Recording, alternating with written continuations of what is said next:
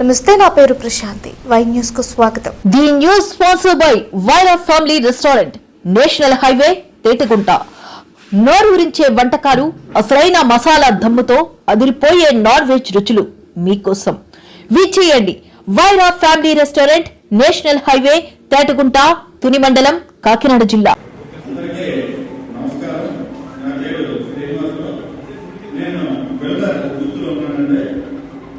ప్రతి ఒక్కరికి కూడా ఒక ఫ్యామిలీ డాక్టర్, ఒక ఫ్యామిలీ చార్టెడ్ అకౌంటెంట్, ఒక ఫ్యామిలీ లాయర్, అలాగే ఒక ఫ్యామిలీ డాక్యుమెంటేటర్ కూడా ఉన్నారు. ఎందుకంటే ఈ డాక్యుమెంటేటర్ ఎటువంటిదంటే కొన్ని సంవత్సరాలుగా పబ్లిక్ తో గట్టి బంధాన్ని ఏర్పాటు చేసుకున్న వృత్తి ఈ డాక్యుమెంటేటర్ వృత్తి. చాలా మంది ఎక్కువ మంది పబ్లిక్ సబ్మిషన్ తెలియదు. డాక్యుమెంట్ దగ్గరికి వస్తారు, డాక్యుమెంట్ లేకుంటే సబ్మిషన్ అనుకుంటారు. ఆయన ఆస్తి తాలూకా వీళ్ళు కూడా అటు పబ్లిక్ కి అటు డిపార్ట్మెంట్ కి ఒక వార్తలో పనిచేస్తూ ఆ కన్సర్న్ ప్రాపర్టీ లింక్స్ అన్ని కూడా వెరిఫై చేసి అలాగే ఈసీ చెక్ చేసి రిజిస్టర్స్ లో ఆ ప్రాపర్టీకి సంబంధించి ఏ ఇష్యూస్ ఉంటే అవన్నీ కూడా ఇష్యూస్ ఉంటే ఆ కన్సర్న్ పార్టీ తెలియజేయడం కానీ లేదంటే తీర్చేయడం కానీ చేస్తున్నారు. ఈ రోజు పబ్లిక్ కొన్ని కోట్లు పెట్టి ధైర్యంగా ఒక ప్రాపర్టీ కొట్టాలంటే కేవలం డాక్యుమెంట్ కాన్ఫిడెన్స్ ముందుకి. అది మెయిన్ కారణం. ఇంకోటి ఏంటంటే డాక్యుమెంటేటర్తో అర్థం చాలా మంచిది అన్నమాట.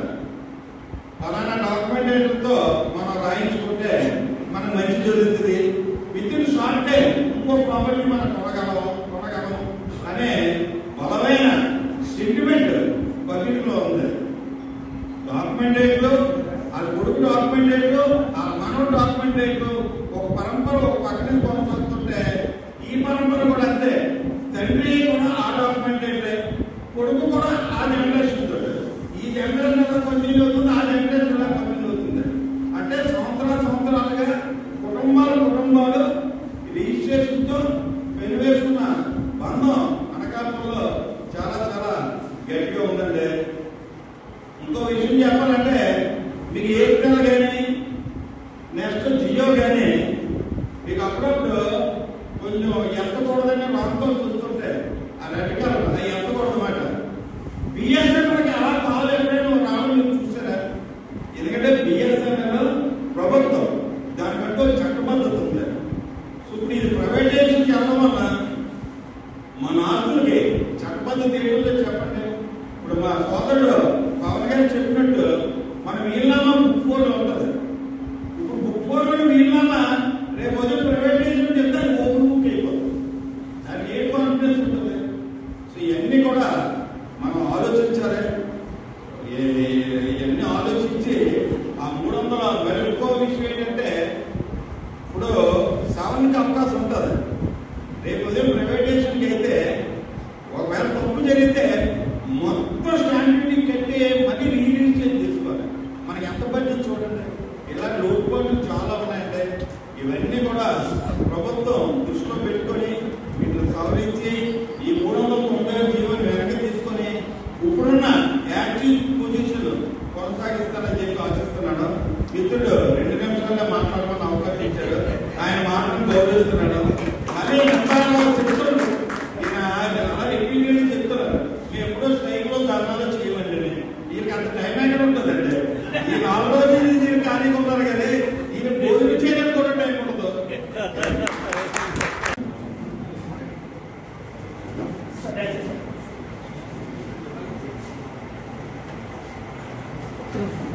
అందరికీ నమస్కారం. గవర్నమెంట్ గత కొన్ని రోజులుగా 394 జీవోను రద్దు చేయడాన్ని రాష్ట్ర వ్యాప్తంగా పోరాటం చేస్తా ఉన్నారు. వాస్తవానికి గవర్నమెంట్ చేస్తున్నటువంటి పోరాటం రెండోనంతా లేకపోతే న్యాయశిక్షంగా ఏ కొన్ని కానీ ప్రభుత్వానికి వ్యతిరేకంగా ప్రభుత్వం తీసుకున్న 396 జీవోను రద్దు చేయాలని కార్యక్రమం నిర్వహిస్తున్నాం. అందులో భాగంగానే ఈరోజు డాక్యుమెంటరీ ఒకటే కాదు, దీనికి సంబంధించిన పోయిన వాళ్ళు చేస్తే అది అసలు 396 జీవో అంటే డాక్యుమెంట్ బిజీ అంటారు. డాక్యుమెంట్ విధంగా బొమ్మలు పొందడానికి రిజిస్ట్రేషన్ చాలా కేంద్రాలని తీసుకొచ్చారు. రాజస్థాన్ 396 జీవో అంటే రిజిస్ట్రేషన్ సేవా కేంద్రాలు ఓపెన్ చేస్తారు. సేవా కేంద్రాలు అక్కడ సేవా ఉపయోగించుకోవాలి అంటే డాక్యుమెంట్ పొందడం కాదు అంటే అందరం చక్రబాబు రాజకీయాలు కానీ ప్రభుత్వం ప్రజలు ఆటోమేటిక్గా రిజిస్ట్రేషన్ మాట్లాడిస్తే ఫస్ట్ ఎక్కడ రిజిస్ట్రేషన్ చేస్తారు.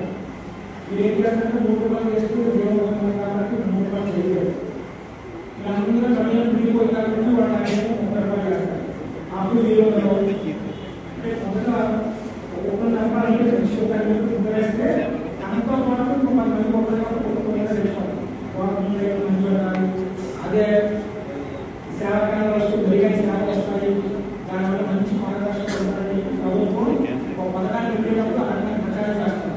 కానీ ఇప్పుడు వరకు ఇన్స్టిట్యూషన్ ద్వారా సాగులో గవర్నమెంట్గా పనిచేస్తున్న కుటుంబం యొక్క దేవోపాధి దాన్ని నమ్ముకొని తీసుకున్నటువంటి ఒక పరిస్థితి ఏంటి? అలాగే ఇప్పుడు వరకు ఉన్నటువంటి గవర్నమెంట్ చేస్తున్నటువంటి ప్రజలకు ఉన్నటువంటి భద్రత గవర్నమెంట్ భద్రత రేపు ఉండే కదా ఉన్నటువంటి ప్రజలకు ఇవాళ కష్టపడదు కదా. అంటే నా ఓడిపోవాలి ఇది పబ్లిక్ పనులు చేయడానికి ఉన్నాయి. రాష్ట్రంలో సొంత రాష్ట్ర నాకు రాజ్యాంగాన్ని మీరు ఎందుకు ఇస్తారు? ప్రైవేటీకరణ చేస్తే అసలు ఎక్కువ ప్రాంతంలో ఎక్కువ దూరంలో తెలియనటువంటి హాస్పిటల్లో పీపీ విధానం చేస్తే ప్రజలను గ్రహించారు. 11 హాస్పిటల్ మెడికల్ కాలేజీ పీపీ పనులు ఇస్తే ఆంధ్రప్రదేశ్ అందరూ గ్రహించారు. పక్కన కాదు నష్టం జరుగుతుందని. అలాంటి 236 రిజిస్ట్రేషన్ కార్యాలయాలు అందులో మొత్తం అన్ని రకాల ఆశ్చర్యకాలు నష్టం కదా. ఒక పక్క రైతుల కుటుంబాలు నిధులు పడతాయి. మొబైల్ రిజిస్ట్రేషన్ చేసుకున్న పబ్లిక్ ప్రాపర్టీ అక్కడ ఉండదు. వచ్చినటువంటి పీపీ విధానం ద్వారా మొబైల్ వేరు వ్యక్తులు ఆ వ్యక్తులు జవాబుదారీగా ఉండదు. సపోజ్ అవసరం లేదు. గవర్నమెంట్ హాస్పిటల్ చూడాలని ఎప్పుడు అనుకో డాక్టర్ బాధ్యత వహిస్తారు. ప్రైవేట్ హాస్పిటల్ ఎప్పుడు అనుకోవాలి సంబంధం ఏదంటే గవర్నమెంట్ హాస్పిటల్ సింటంగా తెచ్చుకుంటే ఎవరైనా ప్రమాదం జరిగి మంత్రులు అమలు వచ్చి కూర్చొని చర్చ సమాధానం చేశారు. ఫార్మసీని ఎవరైనా ఎంపీలకు ప్రైవేట్ కాలేజీలో వాడు సమాధానం చెప్పారు. ఖచ్చితంగా పబ్లిక్ అయింది చెప్పాడు. ప్రైవేట్ పబ్లిక్ తేడా కదా. మీరు ఎవరైనా చేయాలనుకుంటే ప్రభుత్వం కూర్చోబెట్టి ఏదైనా ఈ గవర్నమెంట్ అయితే వైశాఖ ముందు చేసి వాళ్ళని జవాబుదారీ పేరు ద్వారానే మరిన్ని సేవలు అందించడానికి ప్రభుత్వం ప్రయత్నం చేయాలి. ఉన్న మార్గంలో అందరినీ బయటకు వెళ్ళేసి మేము కొత్తగా తీసుకొస్తాము, వాళ్ళు మాట్లాడిస్తాము, వాళ్ళైతే మాకు ఎలక్షన్లో బడుగా డబ్బులు ఇస్తారు కాబట్టి మేము పోటీ చేసి తెలుస్తాము. రాజకీయ ఇందులో అసలు రిజిస్ట్రేషన్ సాగే ఉంది కదా. రేపు పొద్దున్న రిజిస్ట్రేషన్ కాక సబ్ రిజిస్టర్ ఎవరెవరు ఉద్యోగాలంటే ఉద్యోగం రాదు కదా. చదువుకున్నటువంటి ఉద్యోగం చదువుకున్నటువంటి అయితే ఈ GO number 396 public and private partnership front office దీనివల్ల కేవలం దస్తావేజీదారులు తమ ఉపాధి కోల్పోతుందనో తమ వృత్తికి నష్టం వాటిల్లుతుందనో ఆవేదనతో మాత్రమే కాదు, మేము ఇన్ని దశాబ్దాలుగా ప్రజల మీద ఆధారపడి జీవిస్తున్నాం. ప్రజలు మమ్మల్ని విశ్వసిస్తున్నారు. ఎందుకంటే మీ యొక్క స్థిరాస్తులకు సంబంధించి రైతు దస్తావేజీలు మీరు మా చేత తయారు చేసిన సమయంలో మా పట్ల మీరు ఎంతో గౌరవాన్ని విశ్వాసాన్ని చూపిస్తున్నారు. ఇన్ని దశాబ్దాలుగా వ్యక్తిగతంగా ఎవరికి చెప్పలేనటువంటి మీ యొక్క ఆస్తులను మీ తమ్ములతో ఏ విధంగా పంపకాలు జరగాలనే విషయంలో కూడా మీరు దస్తావేజీని ఒక కుటుంబ సభ్యుడిగా ఆత్మీయుడిగా మీరు విశ్వసిస్తూ ఉన్నారు. ఈ విధంగా దశాబ్దాలుగా ప్రజల్లో మమేకమై ప్రజల్లో ఒక భాగమై విశ్వసనీయతని కూడగట్టుకున్న ఒక వ్యవస్థని ఈరోజు ప్రభుత్వం ఒక జీవోతో కనుగొని చేయాలని చూస్తున్నారు. రెండవ కోణంలో చూస్తే ప్రజలు మా పట్ల చూపిన విశ్వాసాన్ని ప్రైవేట్ వ్యక్తుల పట్ల చూపించగలరా ఆస్తి వివరాలను, మీ అంతర్గత వివరాలను ప్రైవేట్ వ్యక్తికి చెప్పగలరా? మరి అక్కడ చెప్పే పరిస్థితిని మీకు కల్పించి మీ యొక్క ఆస్తుల యొక్క గోప్యతను భంగం కలిగించే విధంగా ప్రభుత్వం ఈరోజు ఆ జీవోని తీసుకురావడం జరిగింది. ఆ విషయాన్ని ప్రజల్లోకి తీసుకువెళ్ళాలని, ఎందుకంటే కేవలం ఈ సమస్య దస్తావేజు లేకుండా మాత్రమే కాదు, ప్రజలకి కూడా అనే విషయాన్ని ప్రజల్లోకి, అదేవిధంగా మేధావులు, సమాజం పట్ల అవగాహన ఉన్నటువంటి మీలాంటి వారి యొక్క అభిప్రాయాలను ప్రభుత్వం దృష్టికి తీసుకురావడం ద్వారా ఇది ప్రజలకు కూడా సమస్య అని ప్రభుత్వం దృష్టికి తీసుకురావడం కోసమే అనకాపల్లి దస్తావేజు లేకుండా సంక్షేమ సంఘం ఆధ్వర్యంలో ఈరోజు మా ఆత్మీయులైన మీ అందరికీ ఇక్కడ సమావేశపరచడం జరిగింది. మరి ఈ రోజు సమావేశంలో మీ యొక్క అభిప్రాయాన్ని, ఈ జీవన 396 వలన మనం ఎదుర్కొనే సమస్యల్ని మీ యొక్క అభిప్రాయాలను తెలియజేయాలని కోరుతూ సమావేశం ప్రారంభించడం జరుగుతుంది. ముఖ్యంగా దయచేసి ఒక విషయాన్ని మీరు ఇక్కడ గుర్తించాలి. ఇక్కడ ఎవరు ముందు ఎవరు అనడం లేదు. ఎవరైనా సరే ఒక కోర్సులో మనం అభిప్రాయం తెలుసుకుందామంటే ఒక వర్షం వస్తుంది. లేదు అనుకుంటే మీరు మీ యొక్క చేతిని ఎత్తి మీ అభిప్రాయం తెలియజేసే ముందుకు రావాల్సిందిగా కోరుతున్నాం. ముఖ్యంగా ఇప్పటి వరకు మేము ఈ రోజు కూడా ఆఫీసుల నుంచి బయటకు వచ్చిన వ్యక్తులం కాదు, సమ్మెలు ధర్నాలు చేసిన వ్యక్తులం కాదు. మీ దయ వల్ల ఏదైతే మీ ప్రజలు ఉన్నారో మీ దయ వల్ల మేము ఒక గౌరవప్రదమైన ముందాగా కలిగిన వ్యక్తులుగా మేము ప్రారంభించడం జరిగింది. కానీ ఈ రోజు ఆ జీవో మమ్మల్ని రోడ్డుపాలు చేస్తున్నారని ఒకే ఒక ఆలోచనతో ఈ రోజు మేము రోడ్డుకి ఎక్కడం జరిగింది. దయచేసి మా ఆలోచన అర్థం చేసుకోండి, మా గురించి ఒకసారి ఆలోచించండి. మేము దేశం ప్రారంభించి 9 రోజులు అయింది. ప్రజలు కూడా ఒక్కసారి మమ్మల్ని గుర్తించి మాకు మద్దతుగా నిలవాలని, మా ఆలోచన పంచుకోవాలని ఈ అవకాశం వచ్చింది కాబట్టి అందరికీ కూడా విజ్ఞప్తి చేసుకున్నాను. మరి దయచేసి మనం ఈ చర్చ వేదిక ప్రారంభిద్దాం.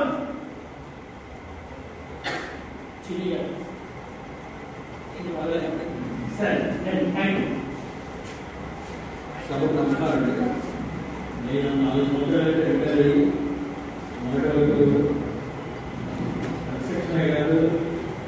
కన్స్ట్రక్షన్లో వాళ్ళు స్టీల్ ఇంటర్మీడియట్ చేయడం, ఫ్యామిలీ డాక్టర్ తయారు చేసుకోవడంలో నాకు ఏమీ తెలియని విషయాన్ని మిత్రులు చక్కగా నేర్పి నేను ఒక గౌరవం వచ్చేలా చేశాను. ఇవాళ నేను ఎవరికి చెప్పగలని మా అబ్బాయికి అధికారులు కూడా నమస్కారం పెట్టి ఎవరైనా ముందండి ఏదైనా కన్సల్టెన్సీగా డాక్టర్ దగ్గరికి వెళ్తే ఆయన టెస్ట్ రాయడానికి వచ్చారు, రిపోర్ట్ ఇచ్చేస్తాడు. ఇప్పుడు పిల్లలకి ఏం తెలుస్తుందండి? ఉద్యోగాలు చేసినట్టు వేరే ఊళ్ళో ఉంటారంటే లేదు గుణాచారి దగ్గరికి వెళ్ళు, లేదా బాబీ దగ్గరికి వెళ్ళు, ఎవరి దగ్గరికి వెళ్ళి చెప్తారండి? అన్నిటికన్నా నుంచి ఒక కన్సల్టెన్సీ అనేది వస్తుంది. వారికి పబ్లిక్ తెలియదు, పబ్లిక్ ఏ సర్వీస్ కావాలో సిస్టమ్ ఏదో వస్తుంది. మా సిస్టమ్ యాక్సెప్ట్ చేయలేదు, మీరు ఎక్కువ ఎక్కడికి వెళ్తారండి? నేను ₹1 పెట్టుబడి పెట్టుకుని గాలి తింటాడా ఇన్వెస్టర్? దయచేసి గవర్నమెంట్ ఈ విషయాన్ని మాత్రం చాలా సీరియస్ తీసుకోవాలి. ప్రైవేటైజేషన్ అనేది చేయడం కన్నా ముందు ఎవరికి అవేర్నెస్ ఉన్నారు అంటే దాని గురించి అవగాహన లేని పనిచేస్తే ఎంతవరకు సర్వీస్ మనం అందుతుందండి? మిత్రులందరూ వ్యాపారం చేశారనే కాదండి, మన భవిష్యత్తులో మన ఆస్తిపాస్తులు కాపాడుకోవడం కూడా ఏదైనా ఇబ్బంది వచ్చినప్పుడు ఎవ్వరూ మనకి గైడ్ చేయలేరు. మనం ఆఫీసులోకి వాళ్ళు ఏదో అప్లికేషన్ కోసం వస్తారు, వీళ్ళు మనకి వెళ్తారండి. ఎక్కడండి మొత్తం డబ్బులకి రిస్క్ వెళ్తే ఎవరు పట్టుకున్నా ముందు ఏం వేసిపోతున్నారు? ఈ కాలంకి మనం ఎవరికి ఇవ్వమని చెప్పడం లేదు. ఎవరు కూర్చుకోవడం ఎవరు పని చేయలేదు. ఇంకేం చెప్పు మనకి వ్యాపారం ఎక్కడ చేయగలండి? ఓట్లు పెట్టుబడి పెట్టి ఓటు మీద కూర్చోవాలా? దయచేసి గవర్నమెంట్ ఏంటంటే ఎన్నికలు వేరు దీన్ని సర్వీస్ చేసేలా చూడండి. ఇటు ప్రైవేట్ గా ఉండే సర్వీసెస్ ఇవన్నీ పాత బ్యాంకులలో ఏది కావాలంటే ఆఫ్ చేసుకునేలా గవర్నమెంట్ ఇస్తే బాగుంటుందని నా అభిప్రాయం. కాకపోతే నేను రాబోయే రోజుల్లో కష్టకాలం ఉండకుండా ఉంది కదా, ఇప్పుడు గవర్నమెంట్ మన కూడా గవర్నమెంట్ సహాయం చేయాలని ప్రత్యేకంగా నేను నిర్వహించుకుంటున్నాను. మిత్రులందరూ దయచేసి దీన్ని అర్థం చేసుకొని మీడియా మిత్రులు కూడా గవర్నమెంట్ చాలా నిధులు చేరిస్తే చాలా ఉపయోగపడుతుంది. ఇది వాళ్ళు స్టాంప్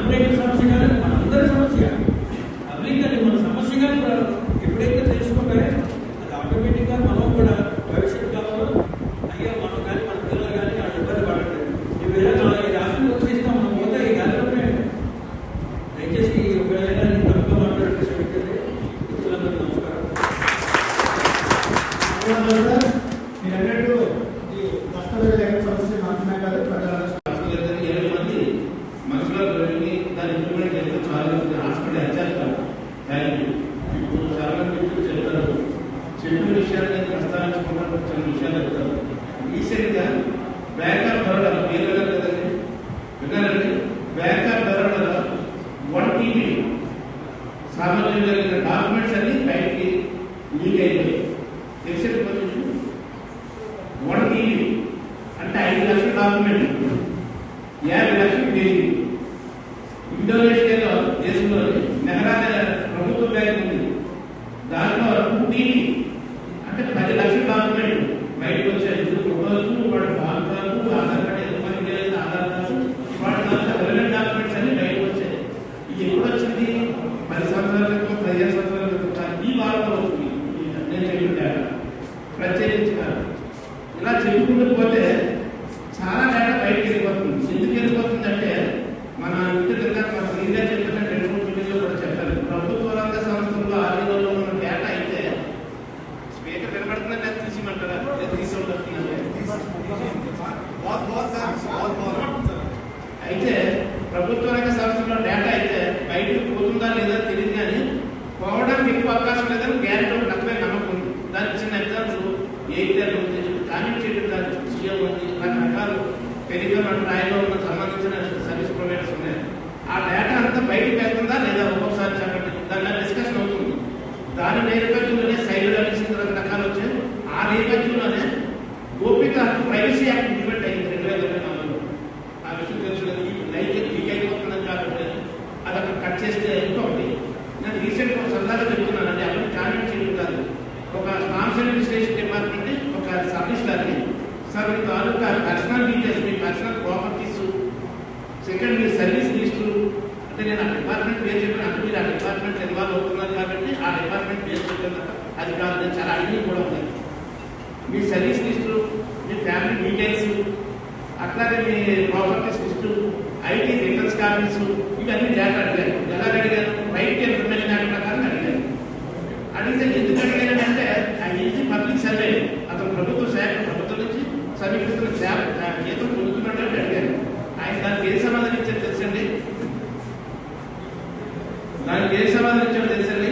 ఇది నా పర్సనల్ వ్యవహారం, వ్యక్తిగత సమాచారం ఎట్టి పరిస్థితుల్లో పడించే అవకాశం లేదు అని అన్నారు.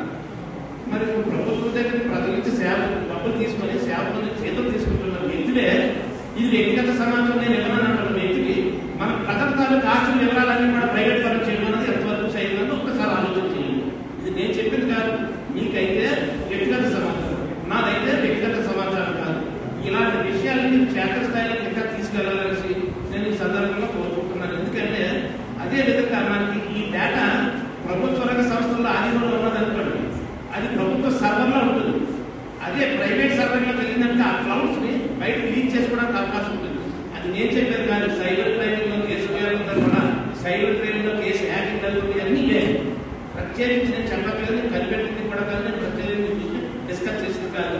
ప్రసార మాధ్యమాల్లోని ప్రభుత్వ దాని వెబ్సైట్లోని ఈ సమాచారం ఎప్పటికప్పుడు వస్తుంది. ఇన్ఫర్మేషన్ అండ్ బ్రాడ్కాస్టింగ్ డిపార్ట్మెంట్ లో కానీ, information and public relation department లో కానీ, ఈ 2 డిపార్ట్మెంట్ కూడా ప్రభుత్వ కార్యక్రమాలను బయటపెట్టి ఆ 2 డిపార్ట్మెంట్ ఈ విషయాన్ని బయటపెడుతున్నాయి. బయట ప్రత్యేకించి నేను కూడా కాబట్టి మనం వ్యక్తిగత ప్రభుత్వాల అధికార యంత్రాంగం ద్వారా సమాచారం అయితే అది వ్యక్తిగతం నేను ఇవ్వకూడదు అనుకుంటాను.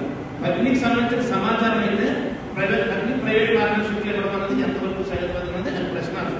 అట్లాగే మా ఆసుపత్రి పత్రాలు ఉన్నాయనుకోండి, ప్రైవేట్ వరకు బ్రహ్మాస్త్రంగా ఉపయోగపడుతుంది.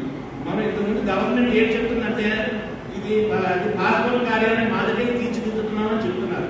అది ఎంతవరకు వాస్తవా కాదని పక్కన పెడితే నేను దాని గురించి విశ్లేషిస్తే పాస్పోర్ట్ సేవా కేంద్రాన్ని ముఖం ఒకటే గుర్తింపు తీసుకుంటారు. మిగతా మన పర్సనల్ డేటా తీసుకోదు. నాకు తెలిసినంత వరకు నాకు పొద్దుపాటు రాలేదు అంతే నేను అనుకుంటున్నాను. మరి ఇంకా ఏమైనా ఉన్నదైతే నాకు తెలియదు. ఓన్లీ ముఖతా గుర్తింపు మాత్రమే తీసుకుంటుంది, ఫేస్ రికగ్నేషన్. అదే మనకి ఇందులో పబ్లిక్ ప్రైవేట్ పార్ట్నర్షిప్లో ఎదురైతే మన పాన్ కార్డు, ఆధార్ కార్డు, మన డేటా, మన ఫ్యామిలీ డేటా, మన వీలునామాలు, లేదంటే పంపకం దస్తావేజులు, ఇలాంటి వ్యక్తిగతకు సంబంధించిన అంశాలన్నింటినీ కూడా ఇందాక ముందు చెప్పారు పవన్ గారు. ఎప్పుడో చనిపోతే ముందు దాచుకున్న డేటా అంతా కూడా ముందే లీక్ చేయడం జరుగుతుంది. దానివల్ల శాంతి భద్రతలు విఘాతం కలుగుతుంది, క్రైమ్ రేట్ పెరిగే అవకాశం ఉంది, అందులో అనుమానం లేదు. ఇది చిన్న ఎగ్జాంపుల్ ఏంటంటే మైండ్ సెట్ జువాలజీ డిపార్ట్మెంట్ వాళ్ళు రీసెంట్ గా 2025లో చాలా మంది తెలియదో అని mind set zoology department private check post ని ఏర్పాటు చేసింది. అది గవర్నమెంట్ ద్వారానే, అది పబ్లిక్ ప్రైవేట్ పార్ట్నర్షిప్ అని ప్రయోగాత్మకంగా 4 స్టార్ట్ చేసింది. ఎవరు అబ్జెక్షన్ చేయలేదు. వాళ్ళు కూడా ఎలా ఉందంటే నేను ఎవరిని తప్పుపట్టట్లేదు, బిల్డర్స్ అసోసియేషన్ వాళ్ళు కొంతవరకు పరిమితం చేయాలి. అలాగే దస్తావేజ్ లేకుండా కూడా కొంతవరకే పోరాటం చేయాలి. అలాగే మైండ్ సెట్ డ్యూయాలిటీకి సంబంధించి వారి వాళ్ళందరూ కూడా దాని మీద జీవనాధారం కాబట్టి ఏదో చెప్పగలరు కానీ మౌఖికంగా చెప్పగలరు కానీ గట్టిగా కేకలేదు, అరలేదు, అర్థాలు చేయలేదు. అది వాస్తవం, వస్తుతాను అలాంటి విమర్శించట్లేదు. ఆ నిర్ణయం అలా వదిలేస్తే ఇప్పుడు రాష్ట్రం అంతా వ్యాపించింది. అంటే పబ్లిక్ ప్రైవేట్ పార్ట్నర్షిప్ లో ప్రతిదీ అలా వెళ్ళిపోతుంది. ఇప్పుడు అదే విధంగా ఇప్పుడు పబ్లిక్ ప్రైవేట్ పార్ట్నర్షిప్ RSK ఏర్పాటు చేస్తే, రిజిస్ట్రేషన్ సేవా కేంద్రాలు ఏర్పాటు చేస్తే ఫస్ట్ ప్రైవేట్ కొంత యూజర్ ఛార్జెస్ అని పెడతారు 2,000. సరే 2,000 కదా పెద్ద రిస్ట్రిక్ట్ కాదు కదా అంటాడు. ప్రైవేట్ పెట్టుబడిదారులు ఎప్పుడు కూడా కార్పొరేట్ సంస్థలు కొంత పెట్టుబడి పెడతాడు. ఆ పెట్టుబడి రాకపోతే ఏం చేస్తాడు? అయ్యా మా పెట్టుబడి రావట్లేదు, నేను చెల్లించాల్సిన డబ్బులు చెల్లించలేను కాబట్టి నేను కొంత పెంచుకుంటాను రేట్ లేదంటే గవర్నమెంట్ యాక్సెప్ట్ చేస్తుంది. లేదంటే హైకోర్టుకి వెళ్ళిపోయి లేదా కోర్టు న్యాయస్థానాన్ని ఆశ్రయించి మీరు ఆర్డర్ తీసుకుంటే నేను వాళ్ళే డైరెక్షన్స్ ఇవ్వచ్చు. అంటే ఎవరు తప్పట్టలేదు. ఇప్పుడున్న పరిస్థితుల సినారే ఆ విధంగా ప్రతి ప్రైవేట్ పార్ట్నర్షిప్ ప్రైవేట్ వాళ్ళకి ఇచ్చేసిన తర్వాత తదనంతరం కాలంలో 2,000 కాస్త 20,000 అయినా ఆశ్చర్యపోలేదు. ఇలాంటి పరిణామాలన్నీ భవిష్యత్తులో జరగడానికి అవకాశాలు ఉన్నాయి. అలాగే మీరు ఇంకొక మాట చెప్పారు, ఇది ప్రభుత్వానికి వ్యతిరేకంగా చేస్తున్న పోరాటం కాదు, ప్రభుత్వం తీసుకున్న నిర్ణయానికి అభ్యంతరం వ్యక్తం చేస్తున్న ఉద్యమం చెప్పండి. ఎందుకంటే జనరల్ గా పబ్లిక్ లో రకరకాల అభిప్రాయాలు ఉంటాయి. ఇక్కడ ఉన్న వాళ్ళు 5-6 రకాల పార్టీలు ఉంటాయి. ఎవరి పార్టీ వాళ్ళు ఎవరు కొడుతారు, ఎవరు చట్టాలు పథకాలు పట్టుకొని చూస్తారు. కానీ ఇక్కడ వచ్చే ఉమ్మడి ఉద్యమం ఇది దస్తావేజ్ ఉద్యమం అని నేను అనుకోవట్లేదు. స్టాంప్స్ అండ్ రిజిస్ట్రేషన్ డిపార్ట్మెంట్ ప్రజల తాలూకు ఉద్యమం నేను అనుకుంటున్నాను. ప్రజా ఉద్యమంగా తీసుకెళ్ళాలి తప్ప దస్తావేజ్ ఉద్యమం అంటే నేను ఓపెన్ చెప్తున్నాను. దస్తావేజులు ఉద్యమం రాలేదు ఓపెన్ చెప్తున్నాను. ఇది అందరికీ సంబంధించి ఈ రోజు నేను అనవచ్చు లేకపోవచ్చు. ఈ ఉద్యమం అనేది ప్రజా ఉద్యమం నిర్మాణాత్మకమైన ఉద్యమంగా తీసుకెళ్ళినట్లయితే చాలా ఉపయోగకరంగా ఉంటుంది. మధ్యలో నేను ఆల్రెడీ ఏమనుకోకపోతే ఒక్కసారి నినాదం చేస్తాను. ఇదే మీకు చెట్టు నినాదే, దాన్ని గట్టిగా స్లోగన్స్ ఇస్తారు. ఇప్పుడు TOMS కింద 370 రద్దు చేయాలని అన్నారు. రద్దు చేయాలి, రద్దు చేయాలి,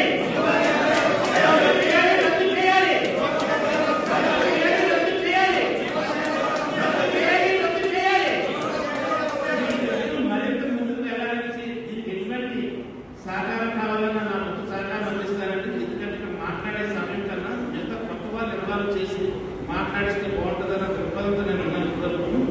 మిత్రులందరూ మాట్లాడారు. ఇంకా భవిష్యత్తులో వీలైతే నా రిక్వెస్ట్ ఏంటంటే పవన్ గారి గురించి కూడా విన్నాను కాబట్టి అడ్డాపిల్ బిల్డర్స్ అసోసియేషన్ ఉన్నారు. అంటే మన ప్రజా ఉద్యమం అంటే హార్తాల్లో నిరసన ప్రదర్శన అక్కలేదు. ఒక చిన్న రౌండ్ టేబుల్ మీటింగ్ ఇప్పుడు వరకు దస్తావేజుల ఆధ్వర్యంలో జరిగింది. మీరు ఒక 15 మందిని పోగేసి గట్టు కాదు. ఆ NGO ఆర్గనైజేషన్స్ లేదంటే వివిధ రకాల రాజకీయ పక్షాలు లేదంటే లోకల్ ఆర్గనైజేషన్స్ ఒక 20 మంది 30 మందితో ఆ గట్టు కదా పెట్టి దాన్ని వాళ్ళ పబ్లిక్ లో క్షేత్రస్థాయిలో తీసుకెళ్ళారు. అక్కడక్కడ ఈ సమావేశంలో మీకు 20 చొప్పున పెడితే అది ప్రధానమంత్రి నిర్మాణాత్మకంగా వెళ్తుంది. ఒక కాగితం ఒక బలి పోతుందండి. నేను మిగతాలను నమ్ముతాను, మనుషులు నమ్ముతాను, తుపాకీ నమ్ముతాను, కత్తి నమ్ముతాను, లేదా నేను కాగితాలు నమ్ముతాను. ఆ కాగితం నుంచి మనం ముందుకు తీసుకెళ్ళినట్లయితే తప్పనిసరిగా దస్తావేజుల ఉద్యమం కాస్త ప్రజా ఉద్యమంగా మారి తప్పనిసరిగా ముందుకు సాధిస్తుందని నేను నమ్ముతున్నాను. భవిష్యత్తులో సక్సెస్ అవుతుందా లేదా సెకండరీ కాదండి. ఇప్పటి వరకు అయితే సక్సెస్ అయిందని 100% చెప్పాను. రాష్ట్రంలో 26 RSK పెట్టాలి